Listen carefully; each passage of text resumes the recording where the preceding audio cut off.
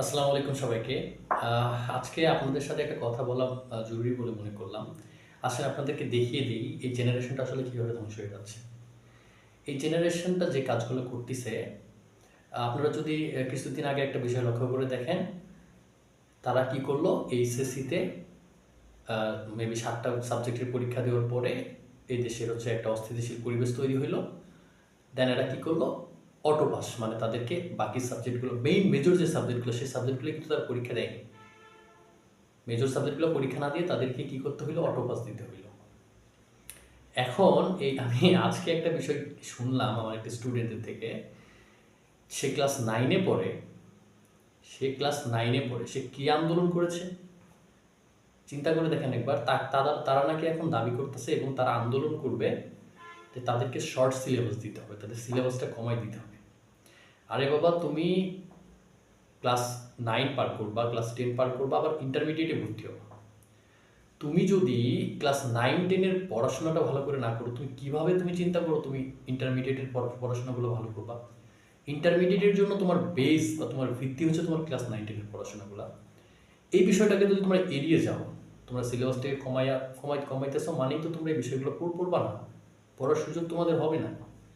তা তোমরা যদি এই বিষয়গুলোকে না পড়ো, কি করে তোমরা মানে বেস মানে তুমি একটা বিল্ডিং দিবা, তোমার যদি ভিত্তি ঠিক না থাকে, তুমি ছাদ যত ভালো করে ঢালাই দাও বা স্বর্ণ দিয়ে দাও না কেন, তোমার কি ওই বিল্ডিংটা টিকবে বেশি দিন?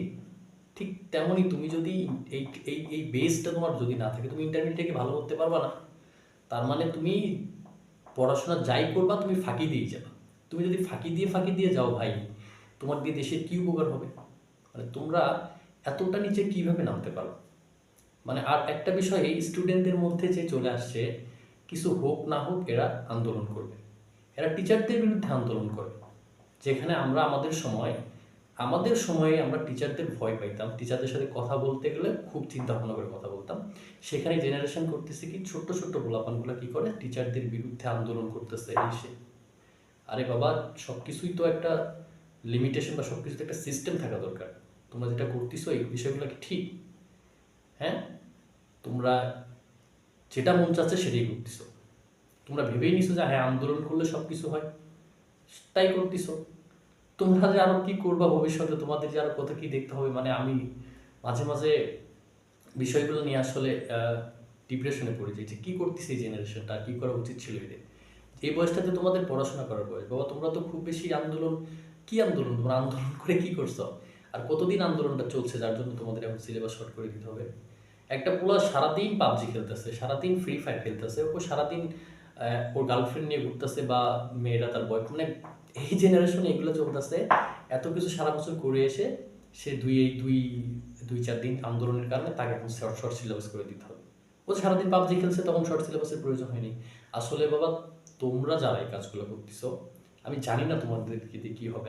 আমি আশা করি তোমরা ভালো কিছু করো। আমি এটা মন থেকে চাই তোমরা ভালো কিছু করো।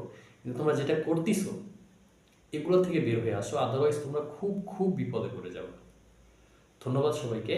কতগুলো কেউ অন্যভাবে নেবেন না। আমি আসলে বিষয়গুলো বাস্তবে লক্ষ্য করি, লক্ষ্য করার পরে বিষয়গুলো খারাপ লাগে, এই জন্য বিষয়গুলো নিয়ে আসলে একটু কথা বলি। ধন্যবাদ সবাইকে। আল্লাহ।